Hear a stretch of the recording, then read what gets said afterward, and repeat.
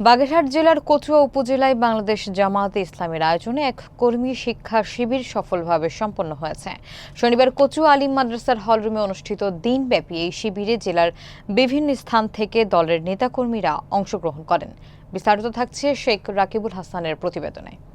শিবিরের সভাপতিত্ব করেন কচুয়া ইউনিয়ন জামায়াতের আমির মোহাম্মদ আতিয়ার রহমান। প্রধান অতিথি হিসেবে বক্তব্য রাখেন বাগেরহাট জেলা জামায়াতের আমির মাওলানা মোহাম্মদ রেজল করিম।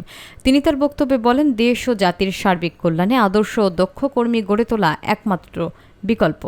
আত্মশুদ্ধি, চারিত্রিক গুণাবলীর বিকাশ ও ইসলামী আদর্শে প্রতিষ্ঠিত হয়ে সমাজে ইতিবাচক পরিবর্তন আনা সম্ভব। অনুষ্ঠানে উপস্থিত ছিলেন জেলা ওলামা বিভাগের সেক্রেটারি অধ্যক্ষ মাওলানা আলতাফ হুসাইন, জেলা সেক্রেটারি শেখ মোহাম্মদ ইউনুস, জেলা যুব বিভাগের সভাপতি ও বাগেরহাট ২ আসনের মনোনীত প্রার্থী এস.এম. মঞ্জুরুল হক রাহাত, জেলা নায়েবে আমির অ্যাডভোকেট মাওলানা শেখ আব্দুল ওয়াদুদ, কচুয়া থানা আমির মাওলানা রফিকুল ইসলাম সহ আরও অনেকে। শিবিরে কর্মীদের আদর্শিক শিক্ষা, নেতৃত্বের গুণাবলী ও দলীয় কার্যক্রমে সক্রিয় অংশগ্রহণের উপর গুরুত্ব দেওয়া হয়। বিভিন্ন প্রশিক্ষণ এবং সেমিনারের মাধ্যমে কর্মীদের মান উন্নয়ন ও দায়িত্ববোধ জাগরণের কার্যক্রম পরিচালিত হয়। শিবির সফলভাবে শেষ হওয়ার পর নেতৃবৃন্দ আগামী দিনের জন্য ঐক্যবদ্ধ থেকে সংগঠনকে আরও শক্তিশালী করার শপথ গ্রহণ করেন। প্রথমে তার হাত কেটেছিল, তারপরে পা কেটেছিল, তারপরে বাম পা কেটেছিল, তারপরে বাম হাত কেটেছিল।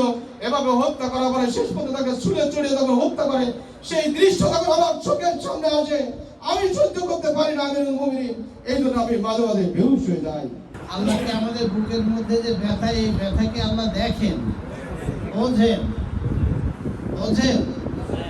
আল্লাহ দেখেন আর বোঝেন, এর প্রমাণ দেওয়ার জন্য গত বছর 5ই আগস্টের দলিল, এর বাইরে কি আর কোনো দলিল দেওয়ার দরকার আছে?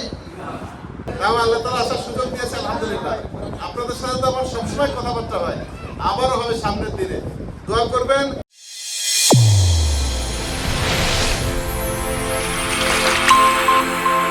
চ্যানেল A1 হৃদয়ের স্পন্দন।